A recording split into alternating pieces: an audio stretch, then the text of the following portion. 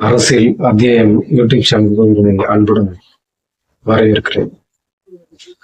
இன்னைக்கு நம்ம பேசுற ஒரு முக்கியமான விஷயம் என்னன்னாக்க, அதாவது விடுதலை சிறுத்தைகள் கட்சியினுடைய தலைவர் திருமாவளவன் அவர்களுடைய அந்த பிறந்த நாள் என்பது ஆகஸ்ட் 17 அன்று உளுந்தூர்பேட்டையில் தமிழ் தேசிய எழுச்சி மாநாடாக நடைபெற்றது. அந்த மாநாட்டுக்கு வந்திருந்த கூட்டம் என்பது கட்டுக்கடங்காமல் போய்விட்டது. அதன் விளைவாக கூட்டத்தின் மிக விரைவாக முடிக்க வேண்டிய ஒரு சூழ்நிலைக்கு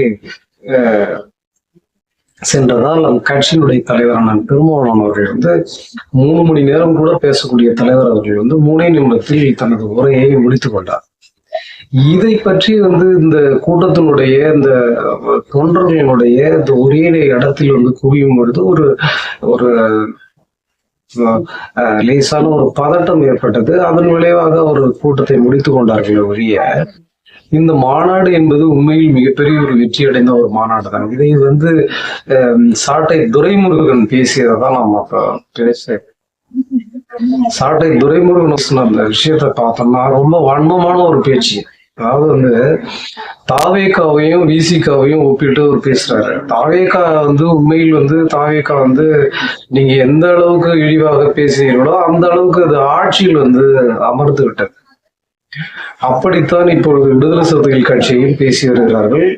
அப்படி என்றால் அடுத்தது தாவேகாவுக்கு அடுத்தது விடுதலை சிறுத்தைகள் ஆட்சியில் அமர்த்துவதற்கான ஒரு பேச்சாகத்தான் நம்ம இதை பார்க்கிறோம். ஏன்னா தாவேகா தற்கொலை கூட்டம்னு சொல்லிதான் அவங்க இன்னைக்கு அவர்கள் தமிழ்நாட்டை ஆளக்கூடிய கூட்டமாக அது மாறிவிட்டது. அதே போல இப்ப விடுதலை சிறுத்தைகள் கட்சியும் இதே போல பேச ஆரம்பிச்சிட்டாங்க. அதுல சாட்டை துரைமுருகனுடைய இந்த வன்மமான பேச்சு என்பது உண்மையில் யாராலும் ஏற்றுக்கொள்ள முடியாத ஒன்று. இதை நாம மிக வன்மையாக கண்டிப்பதை விட அதுக்கு நாம பதில் நம்ம கொடுத்து ஆகணும். ஏன்னா சாட்டை துரைமுருகன் நீங்க எந்த அளவுக்கு நீங்க இழிவுபடுத்தி பேசுறீங்களோ அந்த அளவுக்கு நீங்க பல இடங்கள்ல டெபாசிட் இழந்தீங்க. எந்த தொகுதியிலுமே நாம் தமிழர் கட்சி ஒரு தொகுதியில கூட வெற்றி பெற முடியல. ஆனா தொடர்ச்சியா சாட்டை துரைமுருகனுடைய அந்த பேச்சு என்பது தொடர்ச்சியா விடுதலை சிறுத்தைகளை ரொம்ப அவமதிக்கும் ஒரு பேச்சாவே தொடர்ச்சியா இப்போ பேசின அந்த பேச்சை நம்ம பார்த்தோம்னாக்க ரொம்ப இழிவுபடுத்தக்கூடிய வார்த்தைகளை உபயோகிக்கிறாங்க. ஏன்னா அந்த கூட்டம் இந்த அளவுக்கு சீக்கிரம் முடிக்க வேண்டிய சூழ்நிலைக்கு வந்ததுக்கு காரணம் என்னன்னா, தொண்டர்கள் கிட்டத்தட்ட உள்ளரங்கிலேயே கிட்டத்தட்ட 10 லட்சம் பேருக்கு மேல திரண்டுட்டாங்க. வெளியில பார்த்தோம்னாக்க அது பல லட்சம் இருக்கும். இதெல்லாம் ஒட்டு மொத்தமா வந்துகிட்டு இருந்தாங்க. அந்த உளுந்தூர்பேட்டைக்கு வந்தவர்கள், அதாவது கூட்டத்துக்கு வர முடியாம இடையில கொண்டிருந்தவர்கள், நீங்க எல்லாருமே ஒட்டு மொத்தமா கணக்கு பண்ணா ஒரு 25 லட்சம் தொண்டர்களாக இருக்கும். அப்படி இருக்கும் பொழுது இப்படிப்பட்ட ஒரு மிகப்பெரிய ஒரு மக்கள் கூட்டம் திரண்டுன்னா அதாவது அந்த கூட்டத்தை பார்த்து அவங்களால பொறுத்துக்க முடியல. நாங்கெல்லாம் கூட்டம் நடத்தலையா, நாங்க எப்படி ஒரு கூட்டம், உங்க கூட்டம் தான் தெரியுமா, உங்க லட்சணம் தான் தெரியுமா, உங்களுக்கு எவ்வளவு கூட்டம் வரணும் தான் எங்களுக்கு தெரியுமா. நீங்க கூட்டம் நடத்தும் போது அப்படியே லட்சக்கணக்கான மக்கள் அப்படியே கூடி அங்க எவ்வளவு 5 லட்சம் 10 லட்சம் கூடிடுவாங்கல்ல. உங்களுக்கு பிரச்சனை இல்லை, உங்களுக்கு கூடுறது 5000 பேர் 10,000 பேர் கூடுவாங்க, அது ஒரு பிரச்சனை இருக்காது. ஆனா விடுதலை சிறுத்தைகள் கட்சி என்பது அப்படி இல்லை. அது மிகப்பெரிய ஒரு மாபெரும் வளர்ச்சி அடைந்த ஒரு கட்சி, ஒரு அங்கீகாரம் பெற்ற ஒரு கட்சி. அது இன்னும் அடுத்தது அமைச்சர் ஆன பிறகு இன்னும் அதனுடைய தாக்கம் அதிகமா இருக்கு. தொண்டர்களுடைய எண்ணிக்கை இன்னும் கூடி வந்துட்டு இருக்கு. எல்லா கட்சியிலும் இன்னும் வந்துட்டு இருக்காங்க. ஒரு கட்சியில இருந்து போகும்போது தெரியுது. ஆனா விடுதலை சிறுத்தைகள் கட்சிக்கு யாரு எவ்வளவு பேர் வராங்கிறது தெரியாமே போயிடுது. ஆனா அதை ஒரு சில இந்த மாதிரி மாநாடுகள் நடத்தும் போதுதான் எந்த அளவுக்கு அவங்களுக்கு தொண்டர்கள் இருக்காங்கன்னு தெரிய வருது. இதை பொறுத்து கொள்ள முடியாத சாட்டை துரைமுருகன் போன்றவர்கள் குழம்பி கொட்டுறாங்க. யூடியூப்ல உட்காந்துட்டு அப்படி ஆயிடுச்சு இப்படி ஆயிடுச்சு, தற்கொலை கூட்டம் ஆயிட்டு, அதாவது தாவேகாவே தாண்டி விட்டார்கள் அப்படி இப்படின்னு பேசுறாங்க. இப்படிப்பட்ட ஒரு எழுச்சி எந்த ஒரு கூட்டத்திலையும் இருந்ததில்லை, எந்த ஒரு தலைவனுக்கும் வந்ததில்லை, எந்த ஒரு கட்சிக்கும் வந்ததில்ல. அத சொல்ல தைரியம் இருக்கு அவனுக்கு. இதே சாட்டை முருகனை கேக்குறோம்.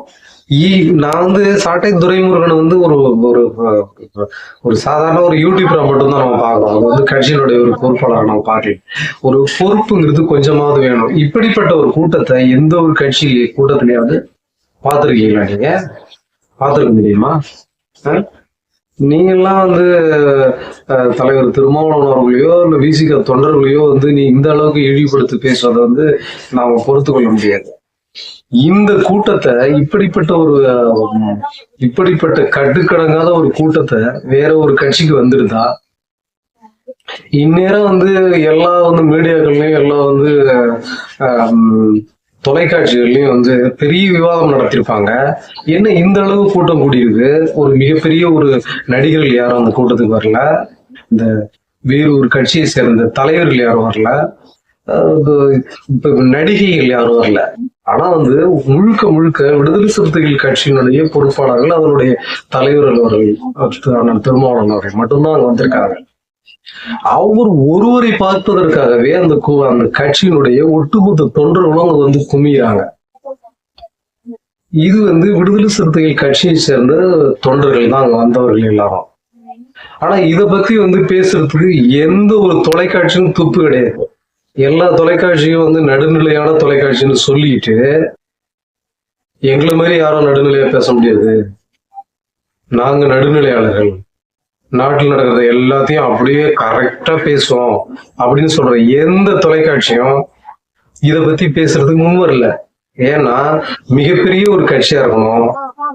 அதாவது விடுதலை சிறுத்தைகள் கட்சி மிகப்பெரிய ஒரு மூன்றாவது மிகப்பெரிய கட்சியா இருந்தாலும் கூட இவர்கள் வந்து திமுக போன்ற கட்சிகள் வந்து கார்பரேட் முதலாளிகள் இருக்கிற ஒரு கட்சி. அதெல்லாம் அவங்கெல்லாம் வந்து அதனால வந்து அவங்க வந்து மிகப்பெரிய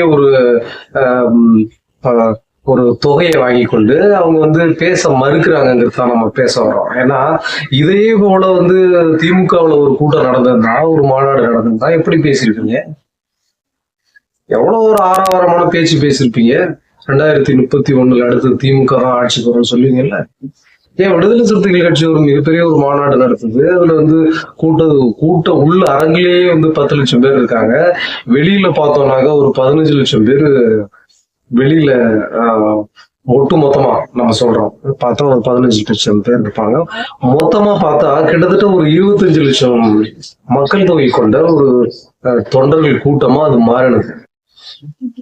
இத பற்றி எந்த தொலைக்காட்சியும் பேசல. ஆனா இந்த தொலைக்காட்சிகள்லாம் வெளியில பேசும்பொழுது நடுநிலையாளர்கள் ஒரு பெரிய ஒரு வேஷத்தை போடும். ஒட்டு மொத்தமாவே நம்ம வந்து தொலைக்காட்சிகளை குறை சொல்லுவோம். ஏன்னா எந்த தொலைக்காட்சியும் அதை பேச முன் வரல.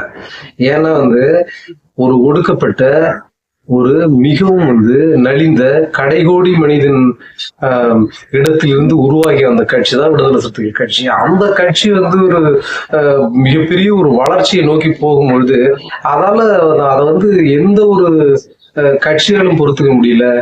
எந்த ஒரு தொலைக்காட்சியினுடைய நடுநிலைன்னு சொல்லி கொள்கிற தொகுப்பாளரையும் நம்ம குறை சொல்றோம். தொகுப்பாளர் முதல்னு சொல்ல குறைதான் சொல்ல வேண்டியிருக்கு. ஏன்னா வந்து யாருமே அதை பேச முன் வரல. ஆனா நீங்க பாருங்க, தொலைக்காட்சியை தொடர்ந்தீங்கன்னாக்கா, தொலைக்காட்சி போட்டோம்னா அவ்வளோ ஒரு நடுநிலையா உள்ளவங்க மாதிரியே பேசுவாங்க. யார நம்புறது? யாரு நடுநிலையாளர்? நீங்க நடுநிலையாளர்களா? கிடையாது, கிடையவே கிடையாது. நடுநிலையாளர் என்று இருந்திருந்தா உண்மையில் இப்படிப்பட்ட ஒரு மிகப்பெரிய ஒரு மாநாடு நடந்திருக்கு. மிகப்பெரிய ஒரு வெற்றியை கண்ட மாநாடு. அந்த மாநாட்டினுடைய தொண்டர்களுக்கு எதுவும் ஆயிடக்கூடாது, ஏதாவது ஒரு கூட்டத்துல வந்து ஒரு நெரிசல்ல வந்து ஏதாவது தள்ளுமுள்ளி ஏற்பட்டு அதனால வந்து உயிர் சேதம் ஏற்பட்டு விடக்கூடாது என்பதனால வந்து அதன் தலைவர் அவர்கள் வந்து நம் தொல்காப்பியன் திருமாவளவன் அவர்கள் வந்து அந்த கூட்டத்தை மிக விரைவாக முடித்துக் கொண்டார். இதுதான வழிய. மற்றபடி வந்து அந்த கூட்டம் என்பது, அந்த மாநாடு என்பது மிகப்பெரிய வெற்றி பெற்ற ஒரு மாநாடு. அதை பேச எந்த ஒரு தொலைக்காட்சிக்கும் நடுநிலையாளர்கள் என்று சொல்லிக் கொடுக்கிற எந்த தொகுப்பாளர்களுக்கும் அதை சொல்லிக்கொள்ள முன்வரவில்லை. சொல்வதற்கே தயங்குகிறார்கள். ஏனென்றால் விடுதலை சிறுத்தைகள் கட்சி இன்று அமைச்சராகிவிட்டது, நாளைக்கு முதலமைச்சராக வரும் என்று உண்மையில் அனைவருக்கும் தெரியும். அதனாலதான் அதை பேச மறுக்கிறாங்க. ஏன்னா வந்து அடுத்தது 2031 முதலமைச்சர் யாருன்னு கேட்டா கண்டிப்பா வந்து விடுதலை சிறுத்தைகள் கட்சியினுடைய தலைவர் அண்ணன் தொல்காப்பியன் திருமாவளவன் அவர்கள் தான் அடுத்த முதலமைச்சராக வரக்கூடிய அனைத்து வாய்ப்புகளும் இருக்கிறது என்று கூறி, இப்படிப்பட்ட இந்த சாட்டை போன்ற இந்த காட்டு மிராண்டிகள் உண்மையில் வந்து விடுதலை சிறுத்தைகள் தொண்டர்களை இழிவுபடுத்துவதை நாம் ஏற்றுக்கொள்ள முடியாது. அதை பார்த்து கொண்டும் இருக்க முடியாது. அதனாலேயே இதை நாம் பேச வேண்டியிருக்கிறது என்பதை கூறி மீண்டும் ஒரு பதிவில் சந்திப்போம் என்று கூறி உங்களிடம் இருந்து விடைபெறுகிறோம்.